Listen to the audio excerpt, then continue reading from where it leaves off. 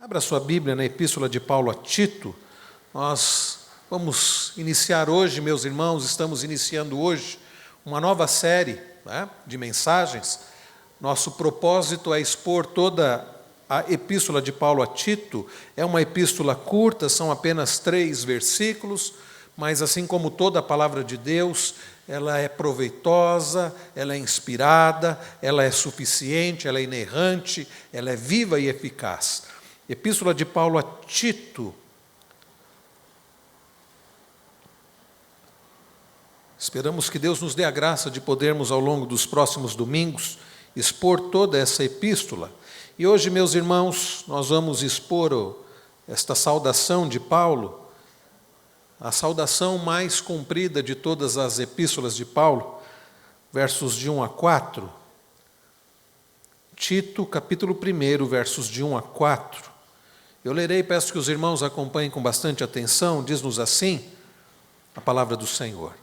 Paulo, servo de Deus e apóstolo de Jesus Cristo, para promover a fé que é dos eleitos de Deus e o pleno conhecimento da verdade segundo a piedade, na esperança da vida eterna, que o Deus que não pode mentir, prometeu antes dos tempos eternos e em tempos devidos manifestou a sua palavra, mediante a pregação que me foi confiada, por mandato de Deus, nosso Salvador. A Tito, verdadeiro filho, segundo a fé comum, graça e paz da parte de Deus, Pai, e de Cristo Jesus, nosso Salvador. Vamos orar. Peça ao Senhor que aplique a sua palavra ao seu coração. Diga, Senhor, não permita que nada me atrapalhe de compreender os ensinos da tua palavra. Não permita que mesmo o pregador venha a confundir e atrapalhar o entendimento da tua palavra na pregação. Mas que o Senhor, pela tua graça e misericórdia, aplique aos nossos corações a sua palavra. Peça também que o Senhor fale ao coração dos seus irmãos aqui e daqueles que poderão ouvir esta mensagem em qualquer data, através da internet, que cada vez que esta mensagem for ouvida, que o Senhor fale aos corações, para a glória do nome dEle, para a edificação do seu povo, para a salvação de almas. Em nome de Jesus. Amém. Irmãos, nós estamos iniciando então esta nova série de uma epístola tão curta, mas tão cheia tão rica em ensinamentos para a igreja do Senhor Jesus Cristo. Nós temos vivido dias tão difíceis, não diferentes dos dias do apóstolo Paulo e de Tito, onde lá em Creta, na ilha de Creta, havia uma cultura contrária à vontade do Senhor. Não diferente dos nossos dias, que em pleno século XXI, vivemos dias difíceis numa cultura contrária à vontade do Senhor. Como é difícil, como é desafiador ser igreja de Jesus Cristo em nossos dias. Mas, irmãos queridos, nós fomos chamados pelo Senhor, como igreja de Cristo, para vivermos conforme a vontade do Senhor, para a glória do Senhor. O que para nós, numa sociedade em que estamos inseridos, é tão desafiador. Irmãos, nós acabamos de celebrar os 68 anos de organização da nossa igreja. Esta semana, nós estamos celebrando os 160 anos da Igreja Presbiteriana do Brasil. Foi no dia 12 de agosto que Ashbel Green Simonton pôde chegar ao porto, lá da Baía da Guanabara, trazendo então, fundando a Igreja Presbiteriana do Brasil, 12 de agosto de 1859. Estamos celebrando esta semana os 160 anos da IPB. E acabamos, como eu disse, de celebrar 68 anos da organização desta igreja, cujo trabalho é muito mais antigo, né? E ao pensarmos, vejam como é significativo, nesses dias tão especiais de celebração de aniversário da igreja local, nesses dias de celebração de aniversário da nossa denominação, vejam como é bem oportuno falarmos sobre o que é ser igreja, como ser uma igreja conforme a vontade do Senhor, o desafio de sermos uma igreja madura, Nós não fomos chamados para sermos uma igreja bonita, uma igreja grande, uma igreja pomposa, uma igreja ativista, ou seja, cheia de atividades, nem mesmo sermos apenas uma igreja que dá assistência social às pessoas. Não, é muito mais do que isso. Nós somos chamados para sermos uma igreja fiel, uma igreja madura, bíblica, um termo muito usado nesses últimos tempos por alguns escritores, né, nessa área de eclesiologia, uma igreja saudável. Sim, é o que nós queremos ser, é o que nós precisamos ser, é o que nós devemos ser. Igreja saudável, igreja bíblica, igreja fiel, igreja madura.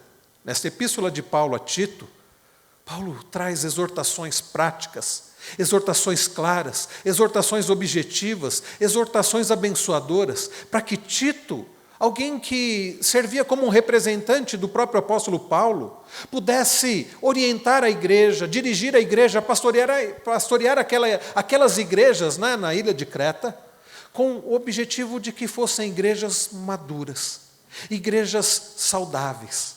É por isso, meus irmãos, que essas exortações, essas admoestações de Paulo a Tito e aos cretenses, elas são tão oportunas para nós, Igreja Presbiteriana de Jundiaí, que precisa, que deve desejar ser uma igreja madura.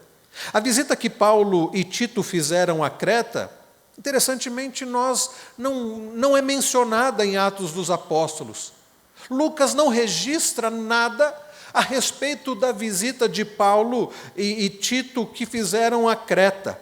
Agora, quando nós olhamos, por exemplo, no verso de número 5, olha o que ele diz: por esta causa te deixei em Creta, para que pusesses em ordem as coisas restantes, bem como em cada cidade constituísses presbíteros conforme te prescrevi. Só por esse versículo fica claro que eles haviam passado em Creta, que ali haviam sido fundadas igrejas naquela região lá de Creta, e que agora Paulo está enviando Tito como seu representante apostólico, conforme diz Paulo aqui, para que pusesse em ordem as coisas restantes.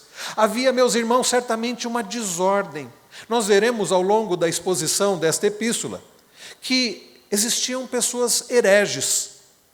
E nos faz lembrar como Paulo, a exposição aos Gálatas e aos Colossenses, terrível. Sempre a igreja do Senhor foi assaltada, teve ataques, sofreu ataques de pessoas que queriam desvirtuar o Evangelho. E as igrejas na região de Creta também não foi diferente com as igrejas em Creta. E Paulo agora está enviando aquele que era um seu filho na fé. Quando nós olhamos, meus irmãos, aqui para esta epístola, nós vemos, como ele diz no verso de número 4, ele diz: a Tito, verdadeiro filho, segundo a fé comum. Então, Tito era alguém, não é muito falado, nós não temos muitas informações a respeito do jovem Tito aqui nas Escrituras, mas o que nós temos de informação, e pelo que vemos aqui no verso número 4, era alguém que era filho espiritual de Paulo. Não era filho genético, carnal de Paulo, não, mas era um filho espiritual. Tito, diferente de muitos outros, não tinha vindo do judaísmo para o cristianismo. Tito ele era gentio, era um não-judeu. E ele foi convertido, através da graça do Senhor, pela instrumentalidade do apóstolo Paulo. Foi pela pregação de Paulo e também depois pelo discipulado de Paulo que Tito pôde crescer em conhecimento do Senhor. E agora um jovem experimentado, como representante do apóstolo Paulo, ele é enviado novamente a Creta para colocar em ordem as coisas restantes. O apóstolo Paulo escreveu, essas que são chamadas de epístolas pastorais, 2 epístolas a Timóteo e esta epístola a Tito. Elas contêm informações, conteúdo muito semelhantes. Se você ler as epístolas que Paulo escreveu a Timóteo e essa epístola a Tito, você vai perceber muitas informações semelhantes. Paulo escreveu a Timóteo, e Timóteo foi pastorear como representante apostólico na região de Éfeso, mas Tito foi como representante apostólico, como nós vimos aqui em Creta. Aqui, meus irmãos, nós vemos também que alguns anos mais tarde, provavelmente entre os anos 63 e 65, dizem alguns estudiosos, né? Obviamente depois de Cristo, 63 e 65 depois de Cristo, Paulo escreve para encorajar Tito a fazer com que o evangelho permeie a igreja toda, especialmente os seus líderes. Preste atenção nisso.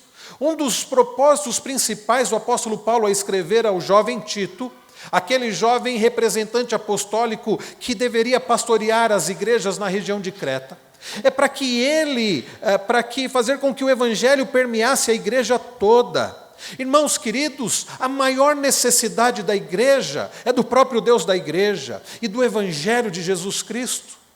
Nós vemos tristemente em nossos dias muitas igrejas chamadas evangélicas, mas cujo evangelho não está presente. Não está presente na ordem do culto, não está presente no que é cantado, falta evangelho. Jesus Cristo tem ficado de fora do que se tem cantado. Hinos que não exaltam a Cristo, mas que exaltam a homens. Cânticos que não exaltam o Senhor Jesus Cristo, mas que exaltam a homens. Como, meus irmãos, o próprio evangelho está ausente de muitas igrejas evangélicas nos sermões, nas pregações.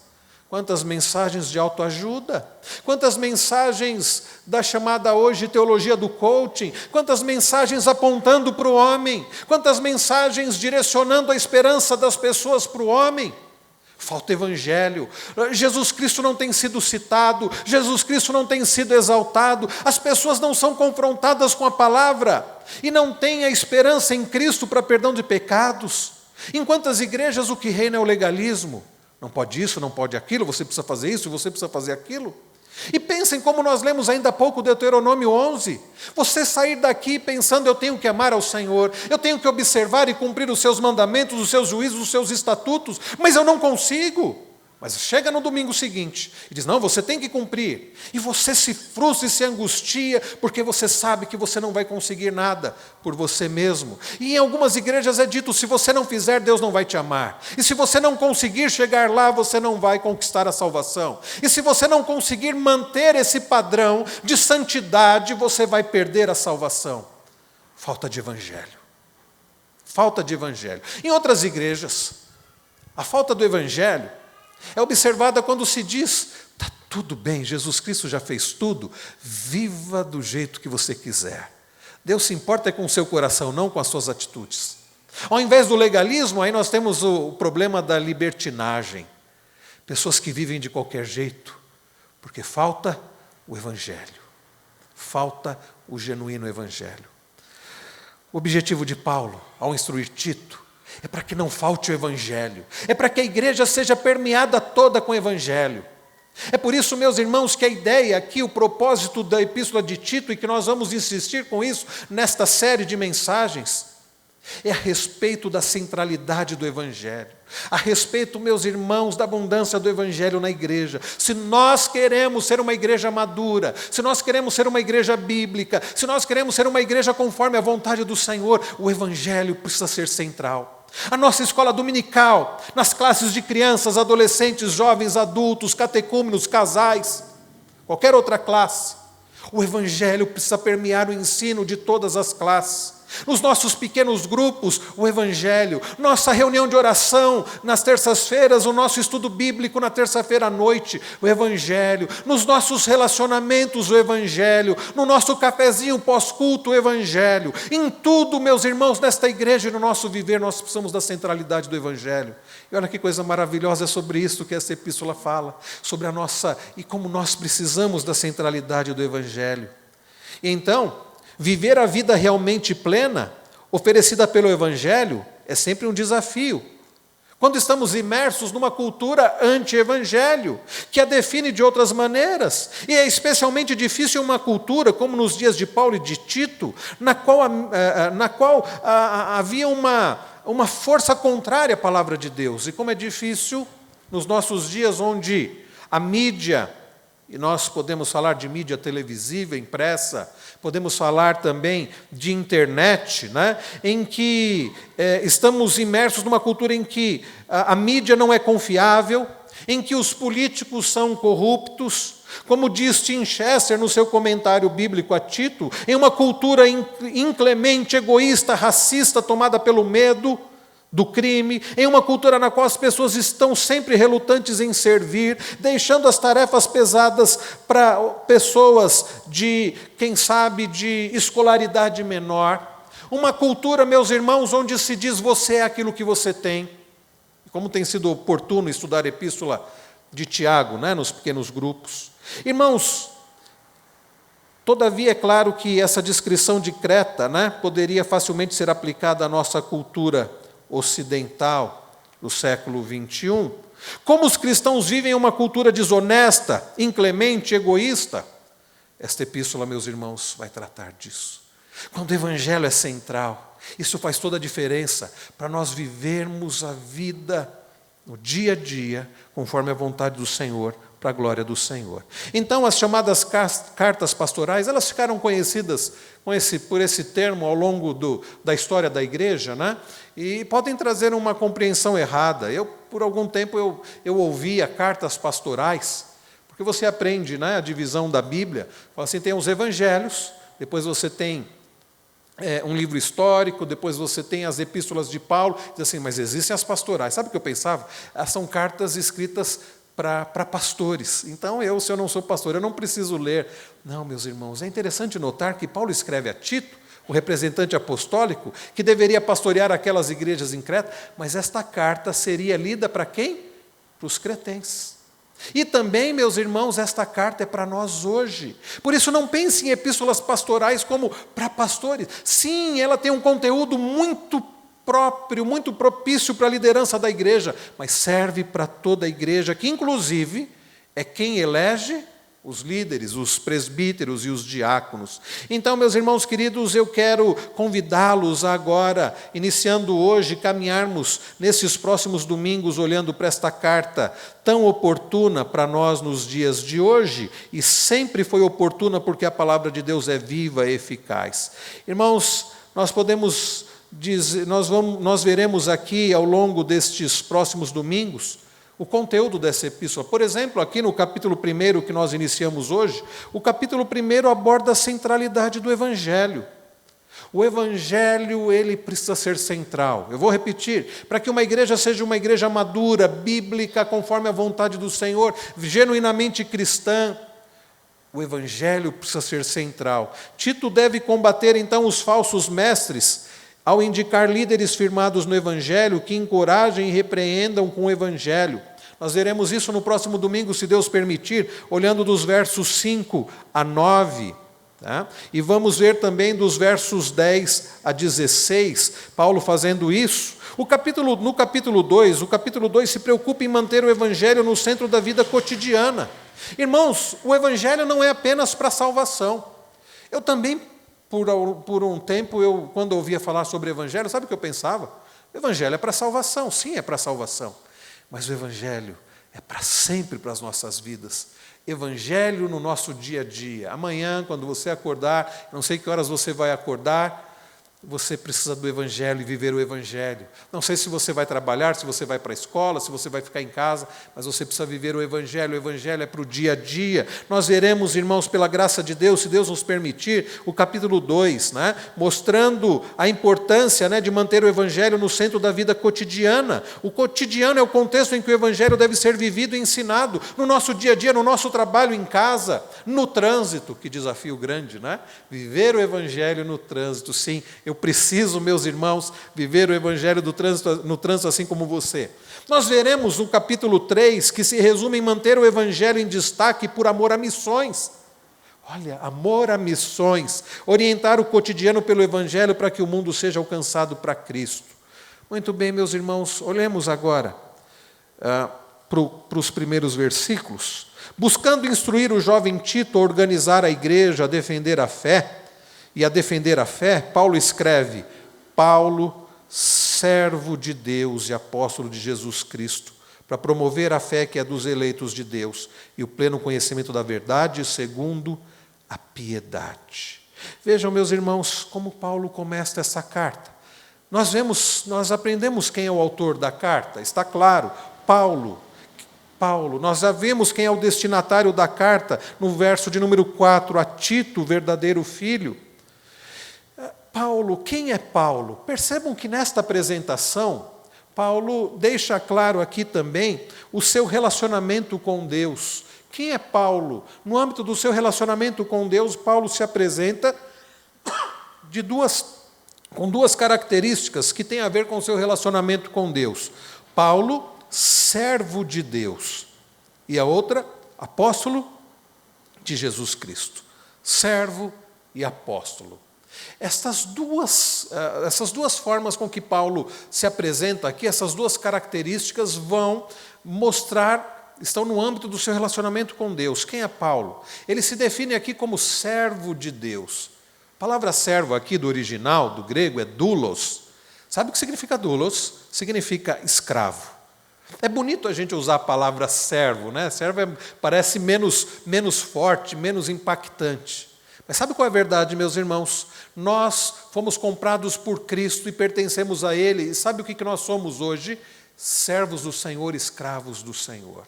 Paulo, meus irmãos, que por muitos anos viveu para si mesmo, por muitos anos de forma legalista, seguia a lei sem uma compreensão, sem um entendimento, seguia aquilo e ele entendia que ele conseguiria alcançar a salvação pela lei, mas ele vivia para si mesmo, buscando salvação em si mesmo pelos seus próprios méritos, o que é para qualquer um impossível, porque só foi possível através de Cristo, que cumpriu a lei de forma perfeita. Antes, Paulo vivia para si mesmo.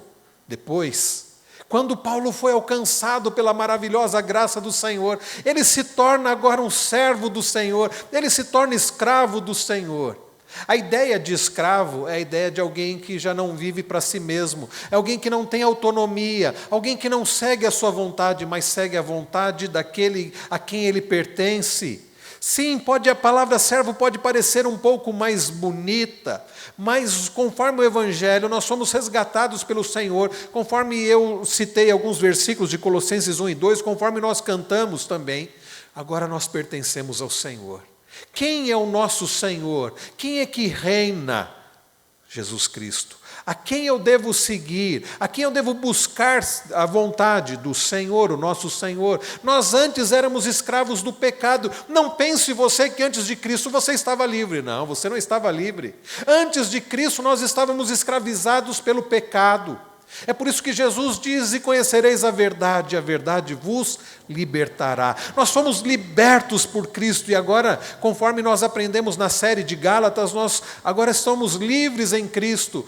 Nós não precisamos seguir uma série de regras para que sejamos amados por Deus ou salvos pelo Senhor. Não, nós já somos livres em Cristo. Nós devemos buscar cumprir a vontade do Senhor, porque agora nós pertencemos a Ele, nós somos escravos de Cristo. Paulo se apresenta dessa maneira.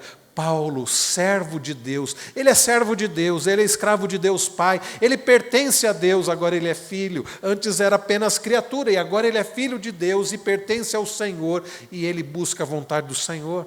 É por isso, meus irmãos, que Paulo diz, porquanto para mim o viver é Cristo e o morrer é lucro, Filipenses 1, 21.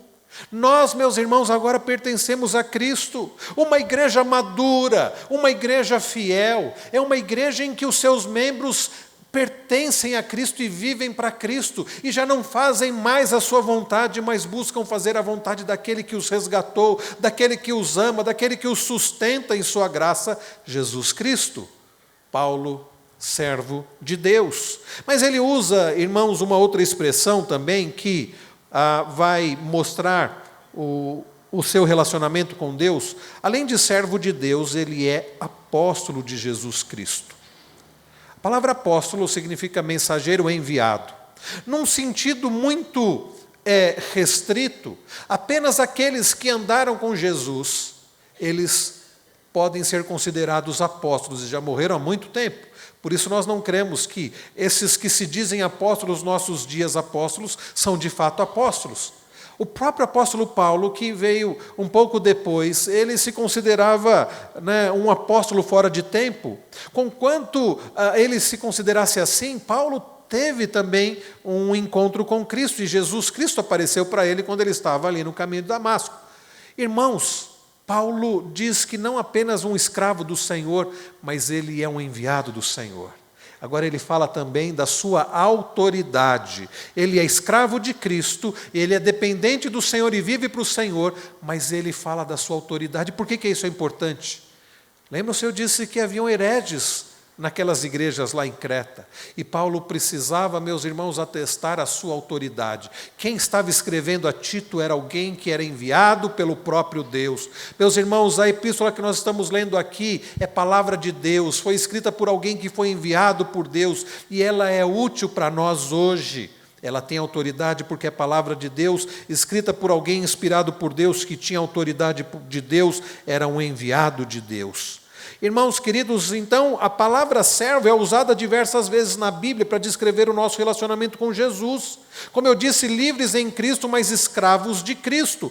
Paulo se apresenta como esse servo e também como um apóstolo. Os indicadores do relacionamento de Paulo com Deus, servo e apóstolo. E Paulo também, meus irmãos, além de descrever o seu relacionamento com Deus, ele descreve também o resultado de seu trabalho, com as seguintes palavras, olhe comigo na continuação do verso de número 1, para promover a fé que é dos eleitos de Deus, e o pleno conhecimento da verdade segundo a piedade. Qual era o trabalho de Paulo? Promover a fé que é dos eleitos. O que significa promover a fé? Há algumas versões da Bíblia que aparecem a expressão fomentar a fé. A ideia aqui, meus irmãos, fomentar ou promover a confiança dos escolhidos de Deus nele. Um comentarista bíblico chamado William Hendrickson, ele traz dessa forma: fomentar ou promover a confiança daqueles que são escolhidos de Deus, daqueles que foram escolhidos de Deus, que pertencem a Deus, na confiança neste Deus, graças ao Senhor. Não há mérito nenhum em nós nisso. O Senhor resolveu nos escolher. Nós aprendemos isso olhando, por exemplo, para Efésios capítulos 1 e 2. O mesmo apóstolo Paulo, ao escrever aos Efésios, ele diz que nós somos escolhidos, predestinados por Deus para o louvor da sua glória. Nós somos escolhidos por Deus, para servirmos a Deus, para pertencermos a Ele, para vivermos para Ele. E então o objetivo de Paulo, o trabalho de Paulo é promover a fé, fortalecer a fé, nutrir a fé dos eleitos de Deus.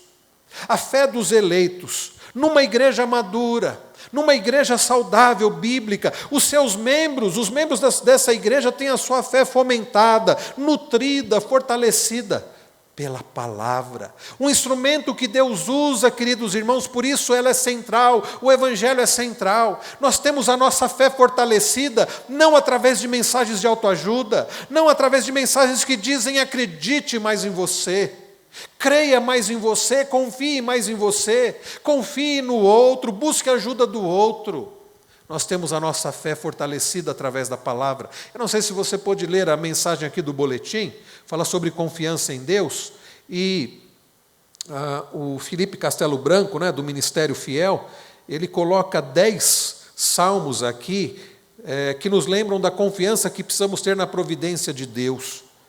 E o Evangelho, meus irmãos, aponta não para o homem, o Evangelho aponta para Cristo. Através do Evangelho, primeiramente, nós enxergamos a nossa finitude. Através do Evangelho, nós enxergamos a nossa miséria. Através do Evangelho, nós enxergamos que nós não podemos nada, que nós não somos nada, que nós carecemos inteiramente do Senhor. Através do Evangelho, o resultado é o mesmo na parábola que Jesus conta do filho pródigo. Um moço que pediu a parte dos bens para o seu pai e desonrou o seu pai com isso, e vai para um país distante curtir a vida e gasta dissolutamente, ele desperdiça todo aquele dinheiro, e diz-nos Jesus que ele consegue um trabalho, cada um vai para um lado, ele fica sem amigos, sem dinheiro, e ele vai cuidar de porcos. Talvez nós, na nossa mente ocidental, sem sermos judeus, não tenhamos a ideia do que seja no pensamento oriental judaico alguém guardador de porcos. É humilhante. Sabe o que é isso? É fundo do poço. Está lá aquele jovem sem dinheiro no fundo do poço, cuidando de porcos que para os judeus eram considerados animais imundos por causa da lei de Moisés. E diz-nos Jesus, naquela parábola, que aquele jovem está tão faminto que ele passa a desejar comer a comida que os porcos comiam. E diz Jesus que nem isso era possível.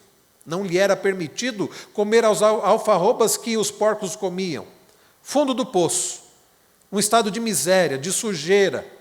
E diz-nos Jesus que ele caindo em si, que expressão maravilhosa, esse caindo em si aponta para a graça de Deus, que faz a pessoa enxergar o seu estado de miséria. Porque tem gente que está no estado de miséria, tem gente que está vivendo no chiqueiro, tem gente que está no lamaçal e acha que está tudo bem, esse é o problema.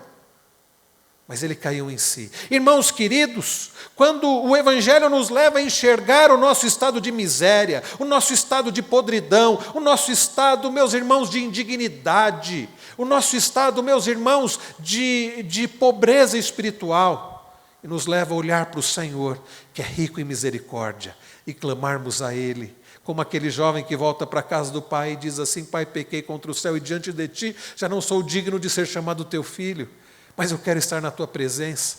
E conforme Jesus conta aquela parábola, diz que quando aquele jovem arrependido, buscando agora voltar para a casa do pai, quando o pai o avista de longe, os irmãos se lembram? O pai corre ao seu encontro.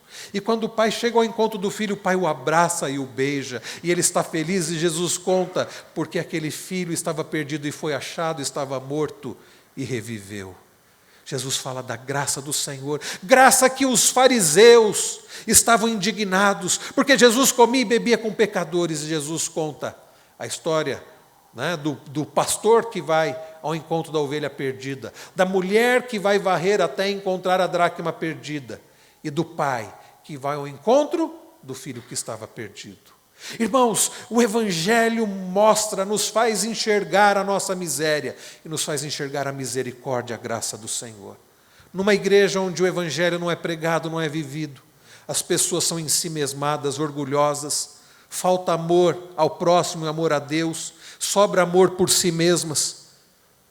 Mas o serviço do apóstolo, ele diz promover a fé que é dos eleitos de Deus. Promover a fé. Numa igreja bíblica saudável, numa igreja madura, a fé é promovida. A palavra de Deus é pregada. Pessoas são confrontadas com o seu pecado. E pela ação do Espírito Santo, não do pregador, não dos membros da igreja, não com a ajuda não é por causa do fundo musical, que em algumas igrejas acontece, é por causa da ação do Espírito Santo, pessoas são levadas ao arrependimento e à fé que vem do Senhor. Uma igreja madura, a palavra é pregada, ela é central, o Evangelho é central. E as pessoas não recebem uma série de regras para que consigam, para que busquem obedecer e assim obtenham o amor de Deus e a salvação, não. Numa igreja madura, o Evangelho é pregado e as pessoas têm contato com a palavra, mas são dirigidas a Cristo, que pagou todo o preço. E agora, buscando auxílio no Senhor, elas podem viver para a glória do Senhor. A fé das pessoas é nutrida, a fé das pessoas, dos membros da igreja é fortalecida através da palavra, na graça do Senhor. Por isso, meus irmãos, o Evangelho tem que ser central. Nada de legalismo e nada de libertinagem. Evangelho. Nós não precisamos, meus irmãos, de outra coisa senão do Evangelho, o puro e simples Evangelho do Senhor. O apóstolo Paulo era apóstolo e tinha como trabalho o fortalecimento da fé, que é dos eleitos, daqueles que foram escolhidos por Deus, promover a fé. E, irmãos, além de promover a fé, vejam que Paulo diz no mesmo versículo de número 1, promover a fé que é dos eleitos, e mais algo, pleno conhecimento da verdade, segundo a piedade. Pleno conhecimento da verdade. Irmãos queridos, o Evangelho precisa ser central. Para sermos uma igreja madura, bíblica, saudável, o Evangelho precisa ser central, onde as pessoas não apenas têm a sua fé nutrida, fortalecida pelo Evangelho, mas também recebem o Evangelho, que é o pleno conhecimento da verdade segundo a piedade. Este trecho do versículo, na Nova Versão Transformadora, é traduzido assim: e para ensinar-lhes a verdade que mostra como viver uma vida de devoção. Ensinar-lhes a verdade. O que é a verdade? A palavra do Senhor é a verdade.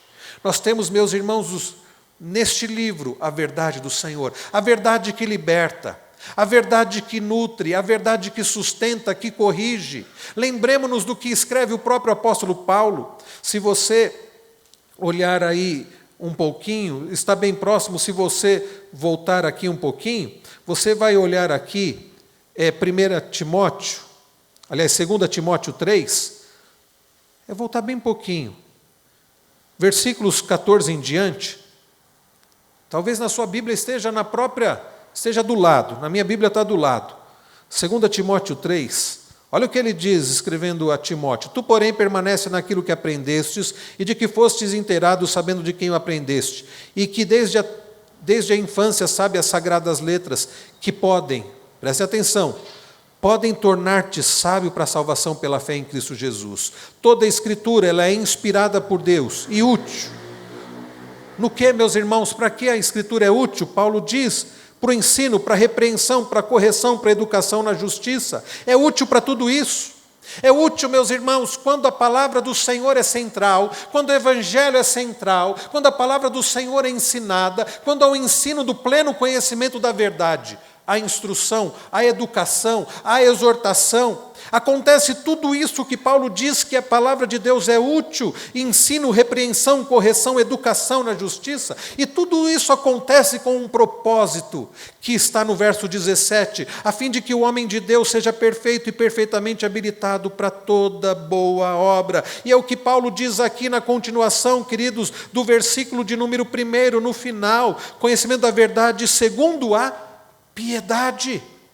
Irmãos queridos, numa igreja bíblica madura, o Evangelho é central. Para o fortalecimento da fé daqueles que pertencem ao Senhor, dos escolhidos de Deus, dos eleitos. E esta verdade, ela é pregada, ela é ensinada, porque o pleno conhecimento da verdade leva a uma vida de piedade.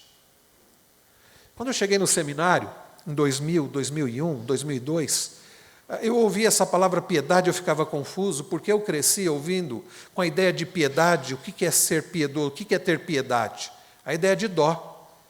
Piedade é você ter dó. E aí os professores iam com os textos falando de vida de piedade. Aí eu fui entender que piedade não é dó. No contexto bíblico, piedade é o que Paulo diz aqui no verso 17. É o homem de Deus perfeito, maduro, perfeitamente habilitado para toda boa obra. É viver conforme a vontade do Senhor. É você levar Deus a sério. Uma vida de piedade é alguém que leva Deus a sério. No Antigo Testamento há uma palavra que reflete muito bem isso: temor. Lembram-se quantos versículos? Provérbios, por exemplo: o temor do Senhor é o princípio da sabedoria.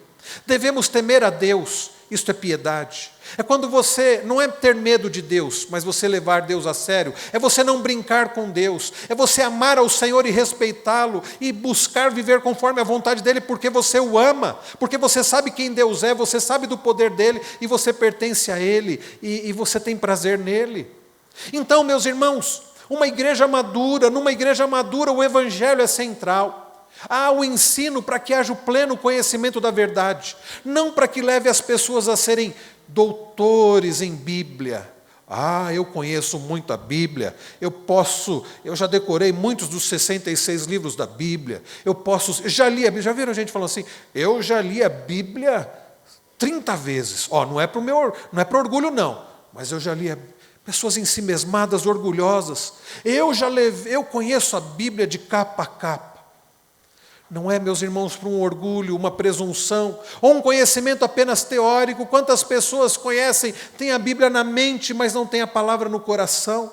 Quantas pessoas, meus irmãos, até serão mais cobradas por causa disso, conhecem muito de Deus, mas não conhecem verdadeiramente a Deus, conhecem muitos princípios, mas não vivem esses princípios. É um pleno conhecimento da verdade, não para ganharmos no final do curso um diploma dizendo você conhece muito, você é doutor em teologia. É um pleno conhecimento da verdade que nos leva a sermos mais parecidos com Cristo. É um pleno conhecimento da verdade que nos leva a uma vida de temor ao Senhor, que é vista na forma como o marido trata a esposa. como a esposa trata o marido, como os pais educam seus filhos, como seus filhos obedecem e honram aos pais, como nós vimos aqui na abertura da escola dominical e na classe dos casais. É uma vida de piedade que é vista da forma como eu ajo no meu trabalho, trabalhando com responsabilidade, com dedicação, fazendo para a glória do Senhor, ou como eu, como patrão, trato os meus funcionários empregados. É uma vida vista de piedade na forma como eu dirijo os negócios, na forma como eu me relaciono com as pessoas, na forma como eu amo a Deus e amo ao próximo. Pleno conhecimento da verdade, diz o apóstolo Paulo, segundo a piedade. Irmãos queridos, o conhecimento da verdade deve desembocar numa vida que glorifica ao Senhor. Os falsos mestres anunciavam uma outra mensagem. É por isso que Paulo fala do pleno conhecimento da verdade. Nós precisamos também destacar o fato de que este pleno conhecimento da verdade, conforme diz aqui, segundo a piedade, ele tem um objetivo ou olha o que diz no verso 2, na esperança da vida eterna, que o Deus que não pode mentir prometeu antes dos tempos eternos. O Evangelho é central e aponta para Cristo, para uma vida que não está enraizada, com a sua esperança enraizada neste mundo. Quando o Evangelho é central na igreja e a igreja é madura, os membros da igreja, aqueles que frequentam a igreja ou que servem ao Senhor nesta igreja madura, e é uma igreja madura por causa daqueles que frequentam e são maduros, eles não estão desesperados por causa desta vida. Eles não estão agarrados a este mundo, a esta vida tão passageira, efêmera. Não estão vivendo para si mesmos, mas com a esperança da vida eterna. Uma igreja madura onde o Evangelho é central, as pessoas têm esperança além desta vida. E é por isso que não estão vivendo desesperadas no dia a dia por causa das coisas que aqui existem, para terem mais conforto, ou desesperadas por causa da saúde, mas têm esperança da vida eterna. É interessante quando Paulo vai combater a heresia lá da igreja em Corinto, de que não haveria ressurreição. E Paulo então faz todo aquele arrazoado. E se não há ressurreição no último dia, então Cristo não ressuscitou. E se Cristo não ressuscitou, a nossa fé é vã, os que morreram estão perdidos, a pregação é vã. Paulo diz, é tudo em vão. A nossa vida é vã. Se não há esperança da vida eterna, a nossa vida é vã. Paulo chega a dizer, se Cristo não ressuscitou, nós somos os mais infelizes de todos os homens. Se a nossa esperança em Cristo se limita a apenas esta vida, e vejam quantas igrejas onde o Evangelho verdadeiro não é pregado, as pessoas estão com esperança em Cristo apenas para esta vida. Venha para Jesus e o seu negócio vai prosperar. Venha para Jesus e você vai ter aquele carro que você quer. Venha para Jesus e você vai ter saúde. Venha para Jesus e você vai ter prosperidade material e física. Esperança em Cristo Jesus apenas para esta vida. Coisas que são migalhas diante da realidade do tesouro, da presença de Cristo e da vida eterna. Davi compreendeu isso. É por isso que ele diz no Salmo 27, que o maior desejo dele era habitar na casa do Senhor para todo sempre, contemplar a beleza do Senhor. Paulo entendeu isso. Por isso que para Paulo viver era Cristo e o morrer era lucro. Irmãos, onde há a centralidade do Evangelho, uma igreja onde há a centralidade do Evangelho, onde Jesus Cristo é esperança, nós não ficamos agarrados a esta vida, não ficamos desesperados quando vem a doença, quando vem as dificuldades, porque a nossa esperança em Cristo Jesus está além desta vida. Podemos dizer como Davi, no famoso Salmo 23, onde Davi já começa falando sobre a esperança no Senhor, dizendo porque o Senhor era o seu pastor, porque o Senhor é o seu pastor, ele não precisava de mais nada. E termina o Salmo dizendo, e habitarei na casa do Senhor para todo o sempre. Irmãos, uma igreja madura é uma igreja cujo evangelho é central, para o fortalecimento da fé dos eleitos, para o pleno conhecimento da verdade, segundo a piedade. É um pleno conhecimento que leva a uma vida de temor a Deus, onde, meus irmãos, o Evangelho é central. A esperança é a esperança de vida eterna, não buscando migalhas de prosperidade material ou física, porque isso é migalha diante da eternidade, onde habitaremos com o Senhor para todo sempre, onde não haverá morte, nem choro, nem dor, nem luto, quando Jesus fizer as primeiras coisas passarem. Todas essas coisas aqui, meus irmãos, são migalhas, diante dos tesouros que devemos ajuntar no céu. E Paulo continua, meus irmãos, no verso de número 3, e em tempos devidos manifestou a sua palavra, mediante a pregação que me foi confiada por mandato de Deus, nosso Salvador. Eis aqui, meus irmãos, nós precisamos ter o Evangelho central. Paulo fala de tempos devidos. Deus manifestou o quê? A sua palavra, e manifestou a sua palavra mediante a pregação. Eu não quero gastar mais tempo aqui, porque já estamos avançando aqui no tempo da mensagem, mas é preciso destacar aqui, meus irmãos, que o conteúdo é a palavra, é a pregação, o Evangelho precisa ser central. O apóstolo Paulo, ao falar do seu ministério, como servo de Deus e apóstolo de Cristo, ao falar do seu trabalho, ao falar do resultado do seu trabalho, ele nos faz, meus irmãos, compreender a excelência, a importância do Evangelho, da centralidade do Evangelho na igreja. Eu não sei se nós consideramos esta igreja uma igreja bíblica, madura, saudável, mas eu sei que nós devemos buscar ser uma igreja assim.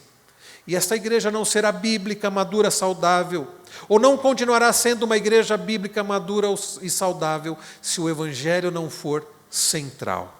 Paulo fala da pregação do Evangelho. Paulo fala, meus irmãos, dos tempos devidos. Deus manifestou a sua palavra mediante a pregação que lhe foi confiada por mandato de Deus, nosso Salvador. O mesmo Deus que comissionou a Paulo como apóstolo, não está nos comissionando como apóstolos, não. Mas, da mesma forma, a palavra precisa ser pregada. A fé dos eleitos precisa ser nutrida. O pleno conhecimento da verdade precisa ser alcançado, para que tenhamos uma vida de temor ao Senhor, para que em tudo o Senhor seja glorificado, e nós, confiados no Senhor, sustentados, vivendo uma vida que agrada ao Senhor, o nosso Salvador, como diz Paulo no final do versículo 3. Nós buscamos e devemos buscar ser igreja saudável, ser igreja madura. Para isso, para que a igreja seja uma igreja madura, você precisa ser um crente maduro. Lembremos-nos novamente de 2 Timóteo 3,17, a fim de que o homem de Deus seja perfeito, a ideia aqui é maduro, semelhante a Cristo e perfeitamente habilitado para toda boa obra, para uma vida de piedade, para uma vida de temor ao Senhor.